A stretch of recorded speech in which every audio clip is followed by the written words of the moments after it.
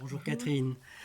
Nous avons pensé et voulu cette émission en perspective de la prochaine élection présidentielle qui est un moment démocratique décisif et surtout une élection suprême en France. Il nous semblait donc important d'en parcourir les enjeux et de dresser en quelque sorte le panorama des forces politiques ou des discours qui décideront de cette élection, les discours qui la traversent, qui la déterminent et qui vont y concourir. Évidemment, le retour de la guerre sur le sol européen dans sa face la plus brutale, retour de la guerre si longtemps pensé comme impensable, si longtemps voulu comme impossible, bouleverse évidemment ses coordonnées. Troubles politiques et enjeux présidentiels est le thème d'aujourd'hui de notre divan dans le monde. Nous y accueillons Arnaud Tessier, avec qui nous allons échanger et tenter de nous en informer selon son point de vue. Pierre Sidon tiendra notre chronique Un écho de la culture. Et Pierre-Gilles Guéguin fera, lui, de l'actualité de la psychanalyse un moment que l'on est en droit de qualifier de divin. Nous verrons pourquoi. Allons-y.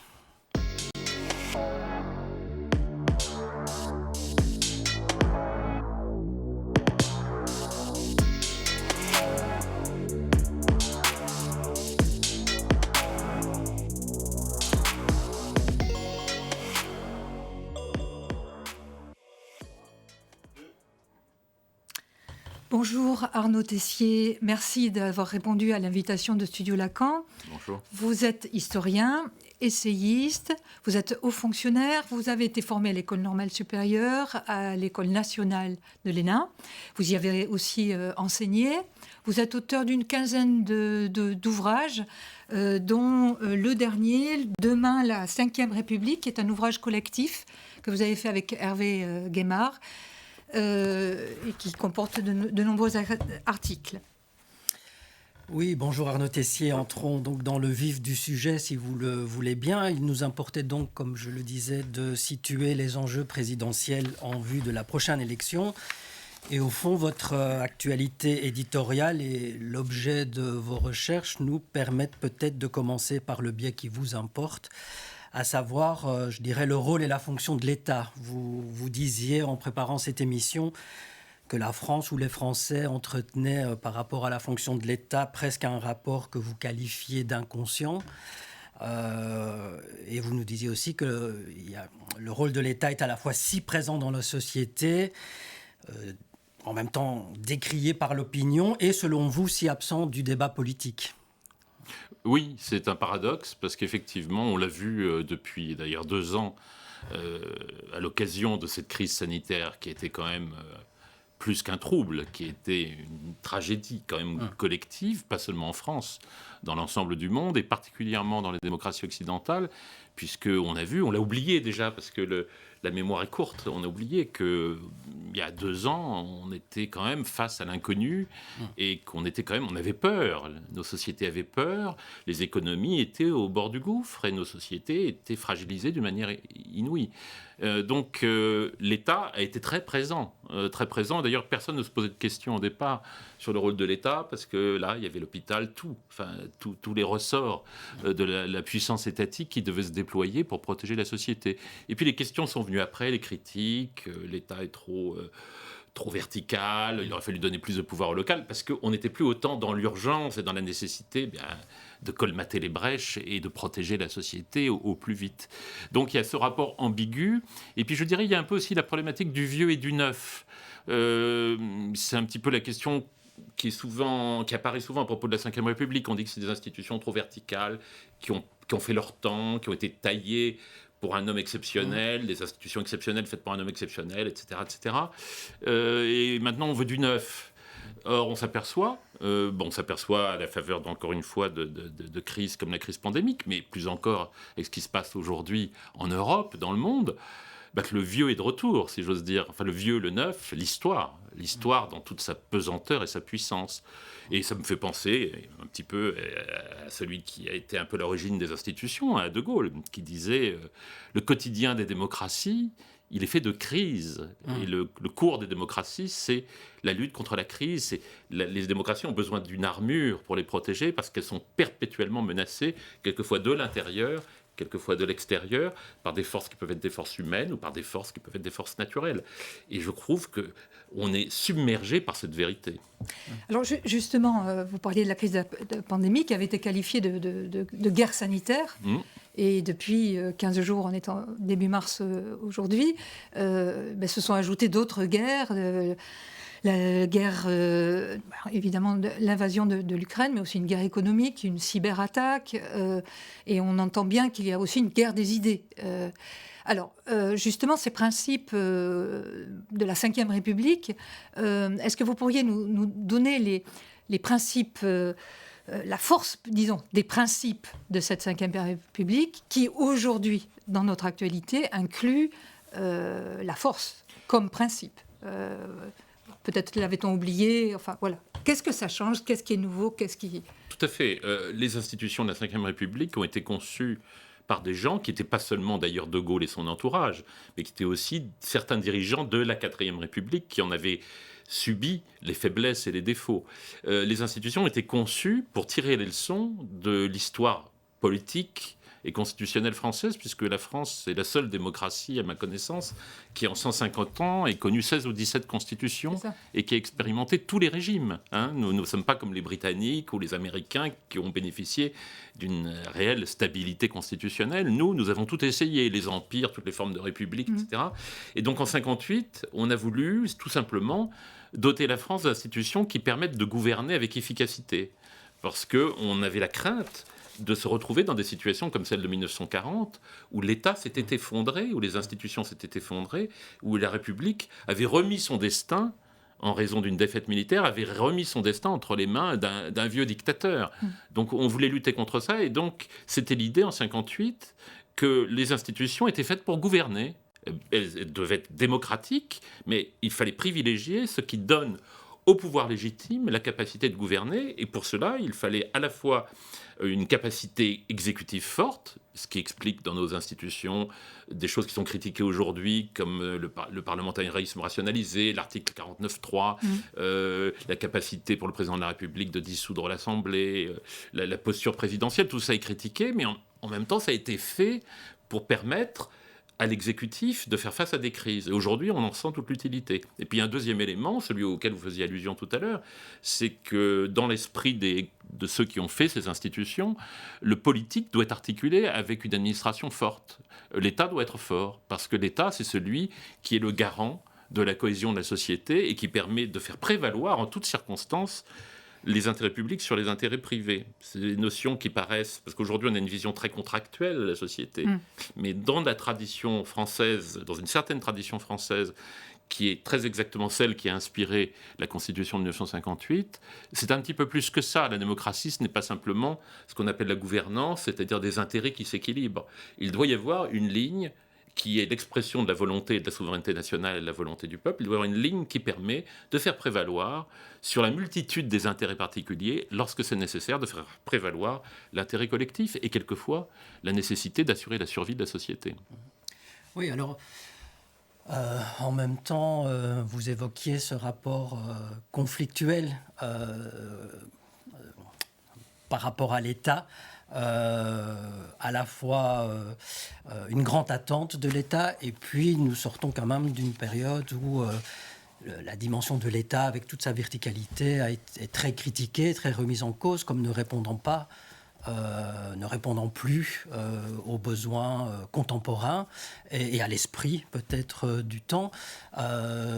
J'entendais récemment que effectivement les événements dans lesquels nous sommes pris et le retour soit pendant la pandémie, soit par la guerre, de la crise, allait remettre à l'avant-plan, au fond, cette nécessité de l'État. Enfin, vous l'avez évoqué déjà en quelques mots. Tout à fait, parce que nous vivons dans une société, c'est connu, l'affirmation de l'individu.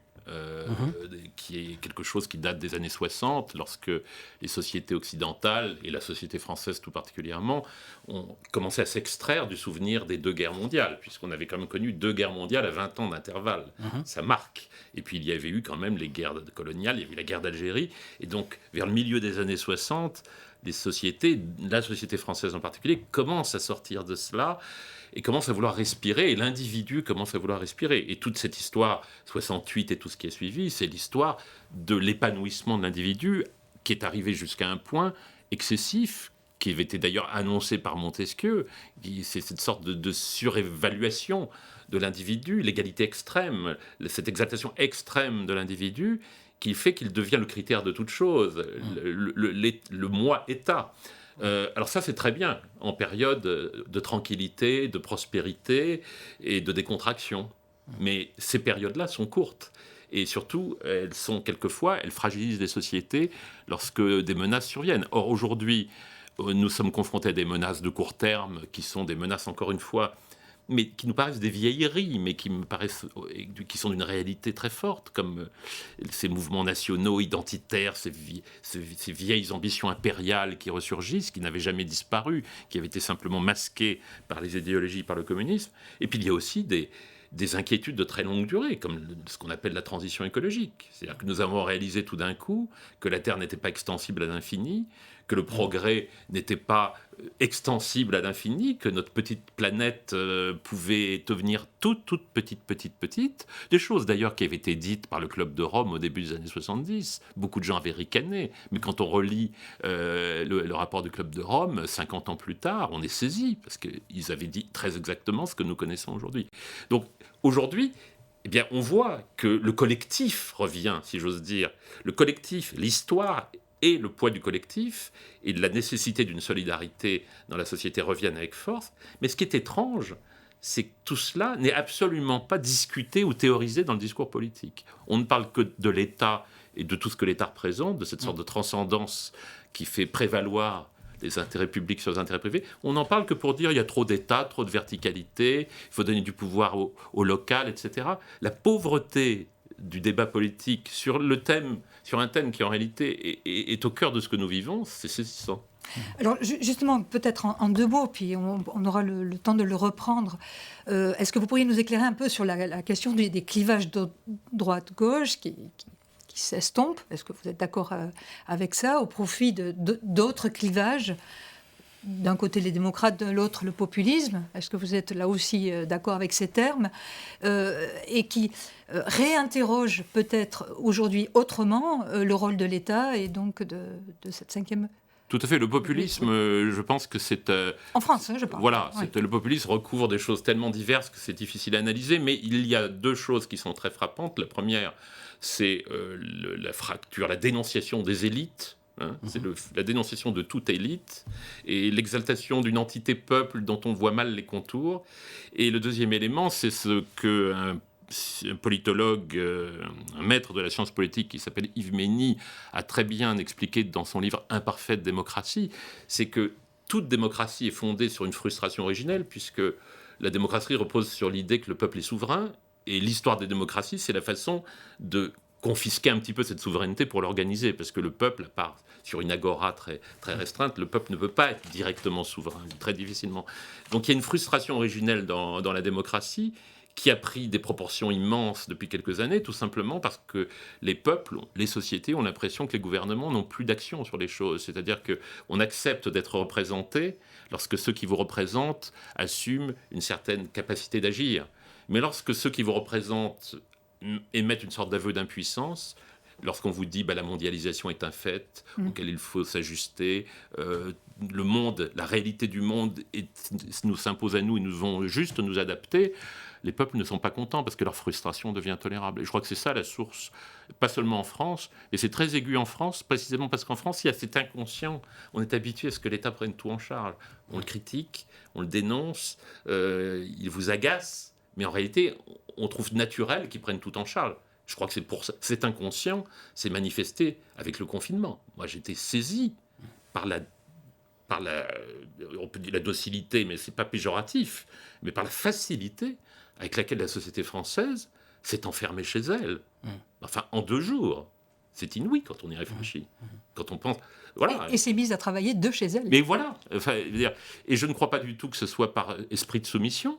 Je crois que c'est parce qu'il y a une culture profonde en France qui reconnaît que la puissance publique, en période de crise, doit pouvoir tout faire pour sauver la collectivité. Mais là encore, c'est quelque chose qu'on n'a pas le droit de verbaliser. Parce que dès que vous dites, à ce moment-là, c'est normal, c'est peut-être pas très intelligent de dire qu'il faut baisser le nombre de fonctionnaires, ou alors il faut dire c'est pas très facile, c'est peut-être pas très malin de dire toujours du mal de l'État, etc., etc. Ben, on dit, mais si, parce que vous êtes vieux jeu, etc. Mais c'est la réalité qui est vieux jeu, c'est le monde. Bien, nous allons marquer une courte pause dans cet échange en accueillant Pierre Sidon pour notre séquence Un écho dans la culture.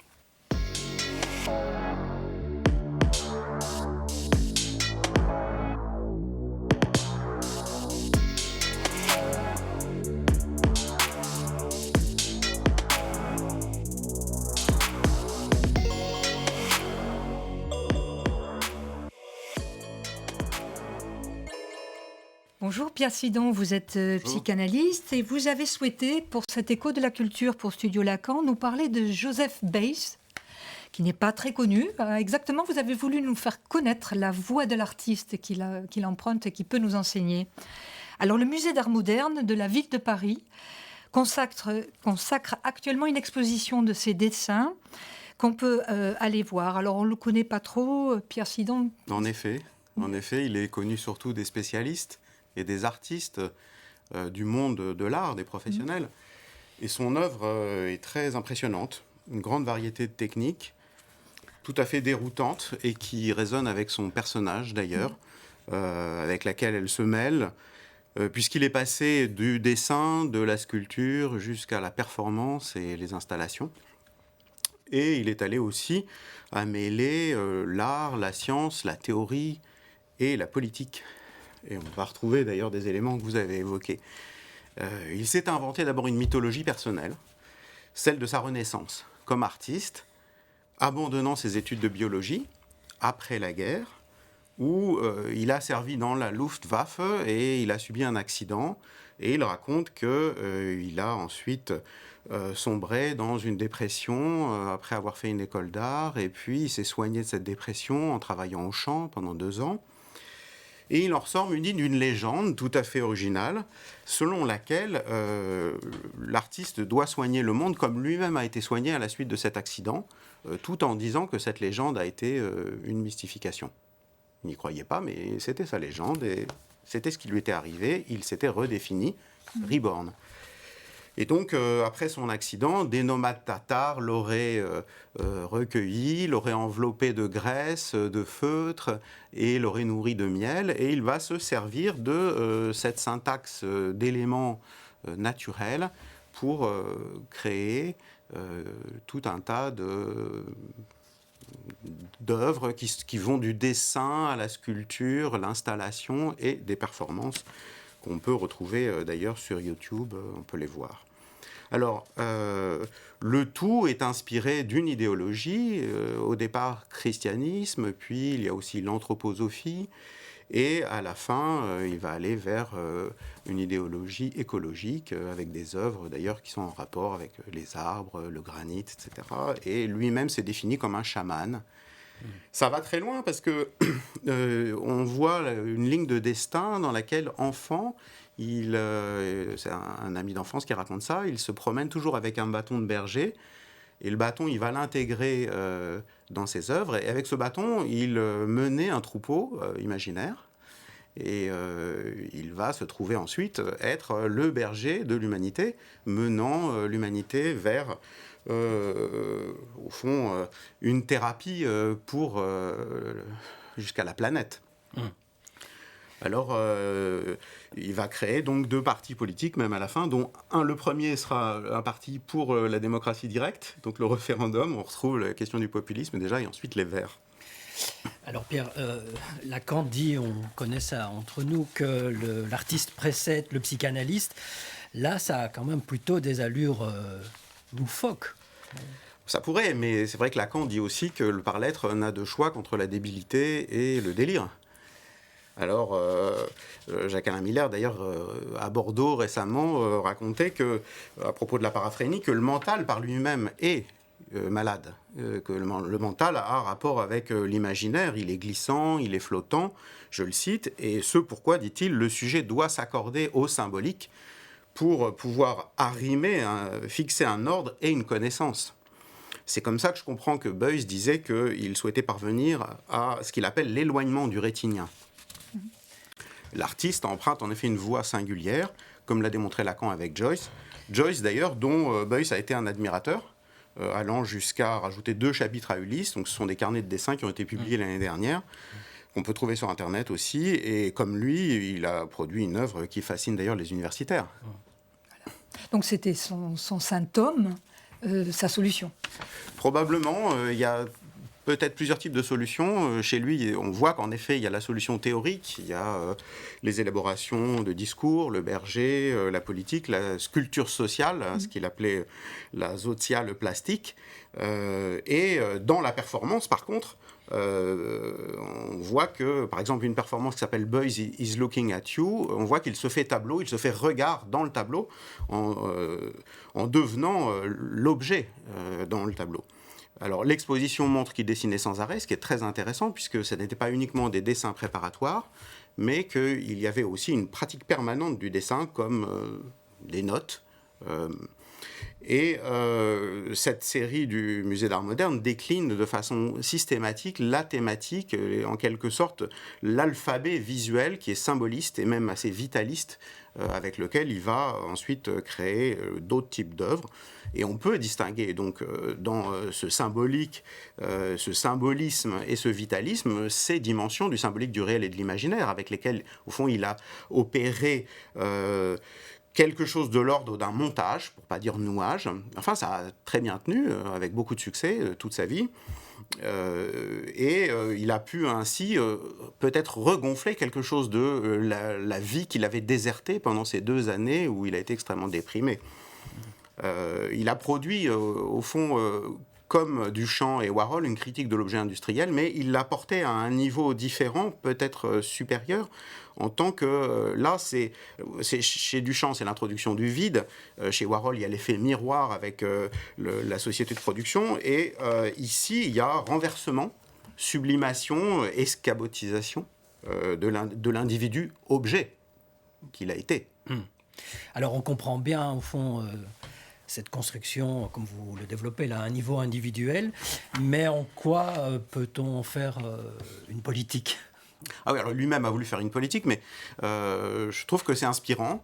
Alors évidemment, on voit les dangers de l'individualisme forcément. Enfin, la société aujourd'hui, c'est ça, c'est l'individualisme, mais on voit qu'il a indiqué une voie de singularité, de créativité qui lui était nécessaire. Il l'a indiqué pour la société, et il me semble que ça sera ou ça, pour contrer la déshumanisation qui est apportée par la science, il faut bien le dire, ou cette solution de singularité, de créativité, ou bien le retour, à mon sens, à des formes caricaturales, grotesques, d'idées désactivées, comme disait Lacan, celles de la tradition.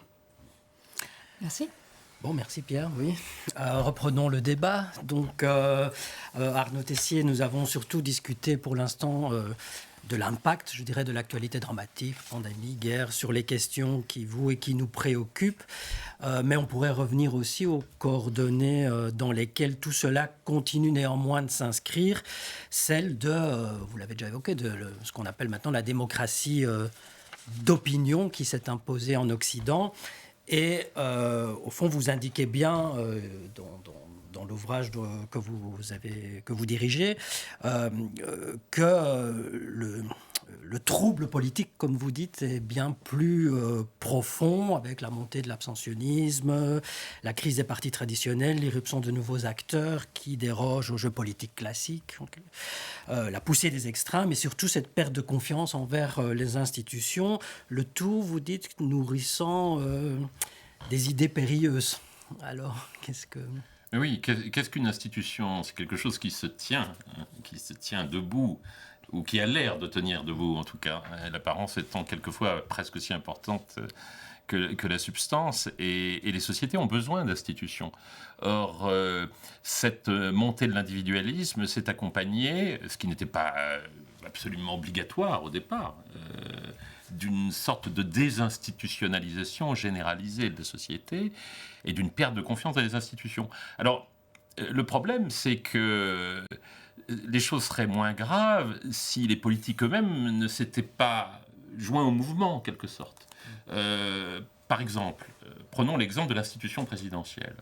L'institution présidentielle, elle était conçue en 1958. En 1962, il y a eu l'instauration de l'élection au suffrage universel qui a encore assis davantage la fonction présidentielle, mais elle était conçue d'abord pour être exercée sur une durée plus longue que celle du Parlement. L'idée que le président de la République est l'homme de la longue durée, l'homme des grands arbitrages, l'homme qui voit loin, l'homme qui imprime une direction, et puis aussi l'homme qui incarne une certaine stabilité, une temporalité différente. Eh bien, en 2000, on a aligné la temporalité présidentielle sur celle du Parlement et de la vie politique, de la vie partisane, et donc on l'a rapproché un petit peu plus du rythme de la démocratie d'opinion. Et d'ailleurs, on a bien vu que le président de la République, ça peut être des questions de personnalité, mais il y a eu aussi une sorte de fatalité, était attiré un peu dans la fosse aux ours, si je puis dire, et a perdu son surmoi.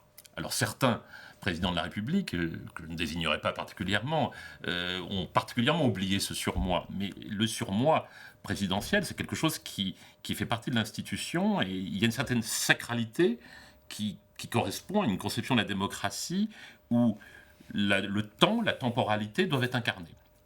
Donc il y a ce premier élément. Et puis, il y a aussi d'autres éléments dans les institutions. Il y a bien sûr l'institution familiale, il y a les grandes institutions sociales, et puis il y a les institutions administratives qui aussi, jusqu'à une époque récente, s'inscrivaient dans une temporalité différente. L'administration, c'est le temps long.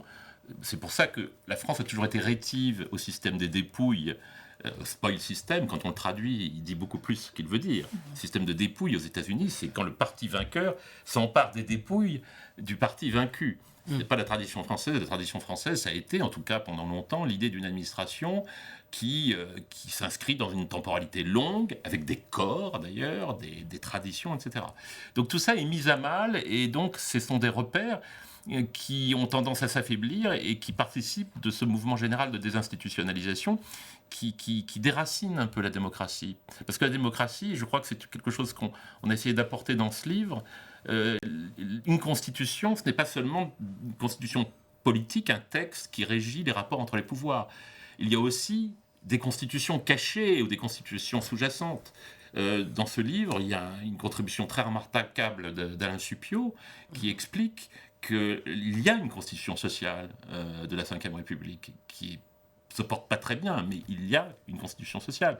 Il y a eu une constitution administrative. Et donc, cette idée qu'il faut que la démocratie soit institutionnalisée. Et donc, ça suppose quelquefois une certaine verticalité, je crois. Il faut l'admettre, parce que sinon, vous avez une série d'atomes, une population totalement atomisée, des passions humaines. Je voudrais utiliser simplement une image que je trouve remarquable, qui a été utilisée à la fin du XIXe siècle par un grand juriste qui était aussi un philosophe du droit, Maurice Horiou. Maurice Horiou disait que le tissu social était fait de 3 tissus entrelacés. Il disait la société de la chair et du sang, c'est-à-dire nos passions, nos intérêts personnels, notre famille, nos proches, la société de la chair et du sang. Le deuxième tissu, c'était le tissu métaphysique, c'était les grands principes qui régissent la société. La nation, l'intérêt général, la laïcité éventuellement, etc. Et le troisième tissu, c'était le tissu religieux qui permet de se projeter plus loin que la vie humaine. Et il disait, la force d'un tissu social, c'est l'entrelacement de ces 3 tissus.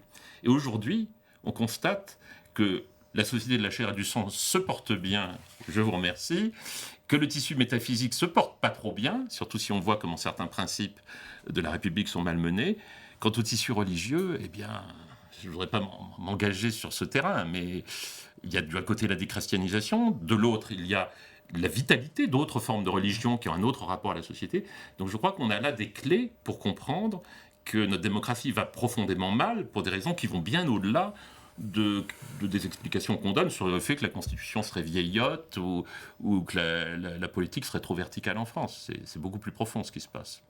Oui, Alors d'autant plus profond, et si on le met à l'actualité d'aujourd'hui, on est frappé que l'État-nation, toutes ces notions-là ont l'air d'être, c'est une question que je vous adresse, un peu transcendée par la question de l'Europe, des États qui ont trouvé en quelques jours, en quelques semaines, à mettre fin à une certaine politique plutôt tournée du côté de leur nation. Je pense évidemment aux Allemands, aux Suisses, aux Finlandais, aux Suédois, pour un État-Europe, ou en tout cas...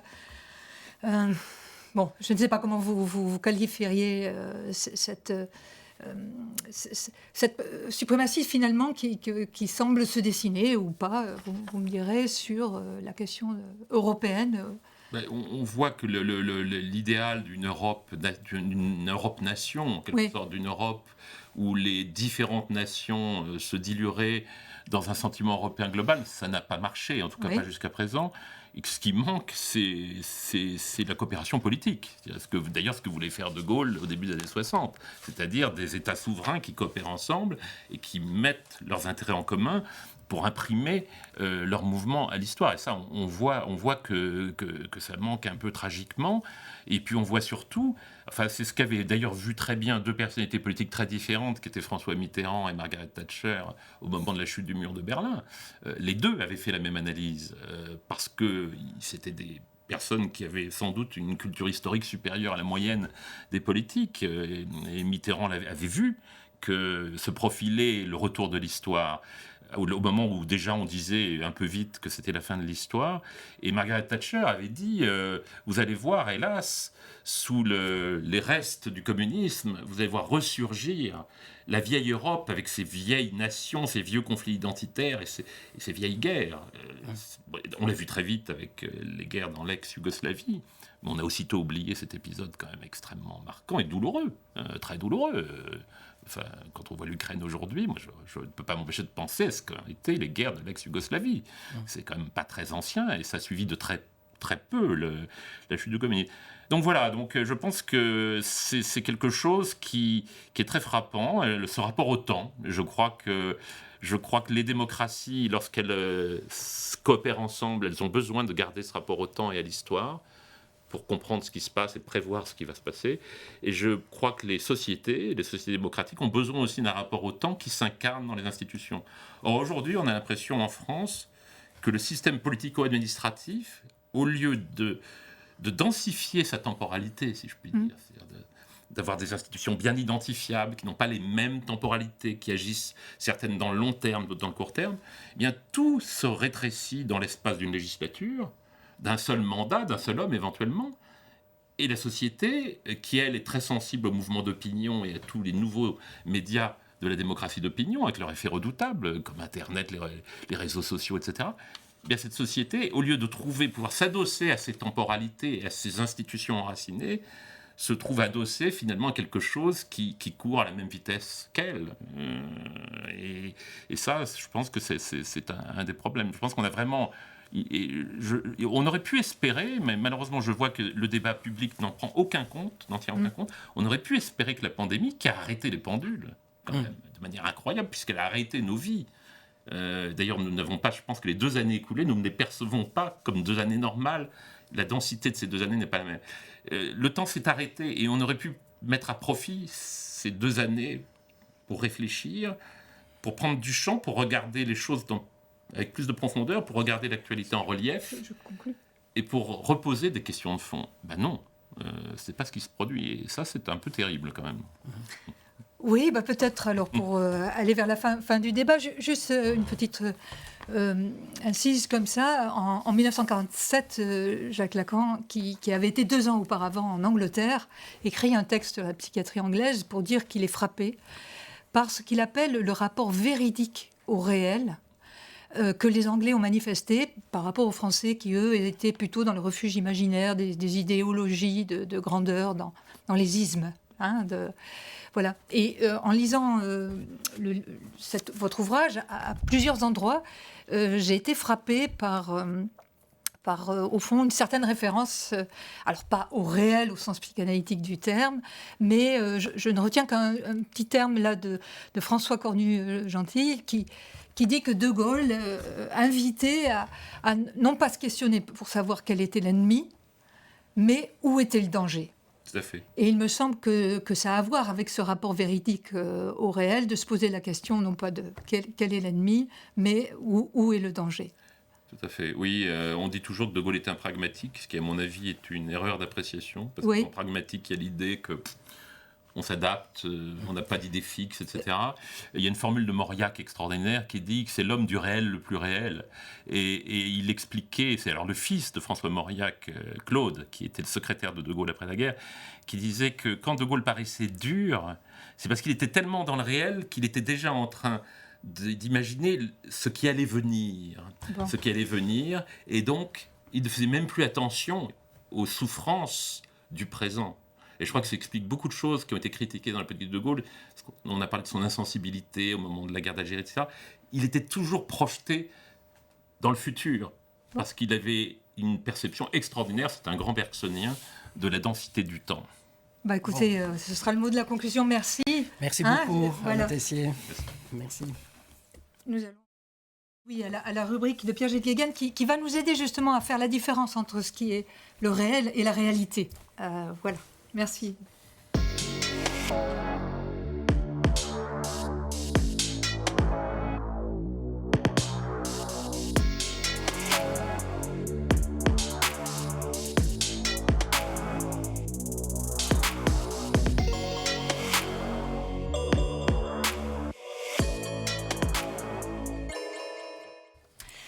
Bonjour Pierre-Gilles Guéguen, vous êtes psychanalyste et vous avez, pour l'actualité de la psychanalyse aujourd'hui, choisi de nous parler de 2 ouvrages. Oui, alors 2 ouvrages, je disais que l'actualité serait divine, puisque vous avez choisi de nous parler de la Divina. Alors peut-être il faudra nous dire ce que c'est. Bien, d'abord, c'est une collection de livres. Édité par Navarin Éditeur, 2 petits livres qu'on voit apparaître, je crois, à l'écran, qui sont vraiment magnifiques, qui ont été édités avec un soin méticuleux et une élégance rare. En cela, au moins, on peut dire que ces 2 livres de petit format sont aussi parfaits que peuvent l'être des déesses, quelquefois aussi courroucées, comme Médée de Maria Callas, le montrer au cinéma. D'accord, mais on sait aussi que Jacques Lacan, c'est difficile à lire. Est-ce que ce ne sont pas des livres réservés aux bibliophiles? Est-ce que ce n'est pas d'accès trop difficile? Ben, non, en aucun cas. Moi, j'ai été surpris quand je les ai achetés, leur prix très modique. D'abord parce que je pensais que c'était un ouvrage de luxe. Ça l'est d'ailleurs, c'est luxe pour tout le monde. Mais les textes qu'ils contiennent sont lisibles pour des lecteurs moyennement avisés de Lacan, ceux qui sont aujourd'hui si nombreux dans le monde entier. C'est pas seulement pour les Français, c'est aussi pour toute l'association mondiale de psychanalyse. Alors, ce que je voudrais préciser, c'est que les textes qui sont parus dans ces 2 petits livres, qui sont les seuls pour l'instant de la collection La Divina, ne sont pas parus dans les volumes publiés au Seuil, comme les écrits ou les autres écrits, ni dans les volumes du séminaire de Lacan, à ce jour édités. Donc, il faut les acheter. Ils ne sont pas très difficiles à lire, ils ne sont pas très longs à lire, et font tous les 2 moins de 100 pages. Et vous voyez, les pages de petit format et très claires, très, très faciles à lire. Et je veux dire aussi qu'on peut les lire indépendamment l'un de l'autre. Ce n'est pas quelque chose qu'il faut suivre dans une progression. Alors peut-être on peut, si vous voulez bien, commencer par le premier, celui qui s'intitule donc « Aux confins du séminaire ». Qui trouve-t-on ? Alors, je vais peut-être préciser pour les gens qui ne le sauraient pas, que Lacan a d'abord été un clinicien psychanalyste très reconnu, mais aussi qu'il a enseigné en fait publiquement pendant 30 ans, de 1950 à 1980, d'abord à ses proches collègues qui étaient autour de lui dans l'école qu'il avait, dissidente déjà, qu'il avait formée en prenant à l'intérieur de l'IPA une distance, et puis dans l'école freudienne de Paris, qui est celle qu'il a créée en 1964. Mais donc il a commencé tout petit, avec quelques collègues, et puis évidemment de plus en plus, en particulier avec la publication des écrits, qui ont été un succès immense, le public s'est fait beaucoup plus nombreux. Et Lacan a été en quelque sorte un psychanalyste baladeur, c'est-à-dire on l'a retrouvé ici, on l'a retrouvé là où il y avait une salle assez grande pour contenir... enfin, on était très pressés dans ces cours, mais, les uns contre les autres, mais pour contenir la masse de gens qui écoutaient son enseignement et qui avaient un goût pour cet enseignement oral. Et Lacan tenait absolument à ce que ça soit un enseignement oral, parce qu'il voulait garder une marge d'improvisation, une marge importante d'improvisation pour préserver ce qu'il considérait comme son rapport à ce public, comme s'il s'adressait à un analyste. Lui, Lacan, était l'analysant dans son cours, qui s'adressait à un analyste, et donc il ne voulait pas quelque chose qui soit écrit par avance, imprimé par avance. Et la question s'est posée évidemment d'éditer ses productions, et il a désigné dans les formes légales, et en 1980, Jacques-Alain Miller comme son héritier, etc. Et c'est Jacques-Alain Miller donc, qui a édité tous ces textes, et c'est encore lui qui a participé très, très, très largement à ces deux petits bijoux. Donc ce premier volume est composé de... Alors le premier volume, enfin le premier... ce sont effectivement les confins du séminaire, c'est-à-dire un séminaire que Lacan a fait, mais dont on avait perdu la trace et qu'on a retrouvé chez les collègues le peu de collègues qui l'écoutaient, et qui a été reconstitué avec soin par Jacques-Alain Miller, et qui précède même le premier séminaire de Lacan qui a été édité au Seuil. Donc c'était un séminaire sur le cas de l'homme au loup, très bien connu, donc de Freud, qui a donc été examiné par Freud d'abord, et puis par la psychanalyste Ruth Max Brunswick, à qui Freud avait demandé de suivre le cas, étant donné les difficultés qu'il rencontrait avec ce patient. Et c'est donc un séminaire de 1952-1953 qui a été en quelque sorte ressuscité, reconstruit comme les ruines de Pompéi par les élèves de Lacan et sous la direction précise de Jacques Alain. Alors la deuxième partie s'appelle Dissolution. Alors, la deuxième partie s'appelle Dissolution. Ce sont des textes extrêmement importants qui ont, eux, déjà été publiés, mais de façon éparpillée dans différentes revues il y a longtemps. Et ce sont tous les textes qui ont été écrits par Lacan pour donner des indications au moment où il a dissous, en 1980, l'école qu'il avait créé en 64. Et ce sont des textes qui ont été extrêmement polémiques, très violemment critiqués par les élèves de Lacan, pour différentes raisons, mais quand on a vécu ces moments de dissolution où Jacques-Alain Miller et les élèves Éric Laurent, Colette Soler et d'autres qui étaient parmi les élèves auxquels Lacan avait donné la charge de donner naissance à une nouvelle école, ont lutté vaillamment. Oui, c'est pourquoi ces documents sont précieux. La troisième partie, je pense, contient une conférence que Lacan a fait à Caracas. À Caracas, voilà, c'est la première fois qu'il se rendait en Amérique du Sud. Il s'était rendu en Amérique du Nord déjà, mais jamais en Amérique du Sud, où il avait déjà de nombreux élèves. Enfin, on connaît l'appétit de savoir de l'Amérique du Sud, des Argentins en particulier.